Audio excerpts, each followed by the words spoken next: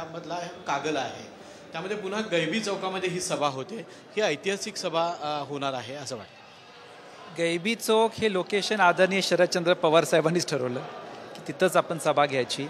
आणि ओरिजिनली हे पवार साहेबांचंच लोकेशन होतं जिथून त्यांनी बऱ्याच वेळी सभा घेतल्या आणि त्याच जागेवर ते आता माझ्या प्रचार शुभारंभासाठी येत आहेत.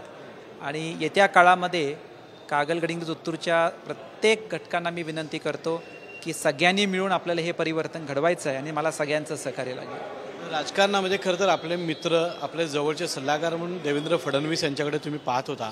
आता राजकीय गुरु किंवा राजकीय समीकरणं बदलत आहेत. काय सांगाल शरद पवारांच्या मार्गदर्शनाखाली जात असेल? राहिला प्रश्न मागच्या पक्षाचा, तो आता राजकीय चॅप्टर संपलेला आहे. आता आपल्याला कागल गडिंग्लज उत्तूर विधानसभामध्ये पुन्हा स्वराज्य निर्माण करायचं आहे, शिवस्वराज्य निर्माण करायचं आहे आणि त्याचं प्रतीक म्हणजे तुतारी. आणि ते आपण आता या निमित्ताने हे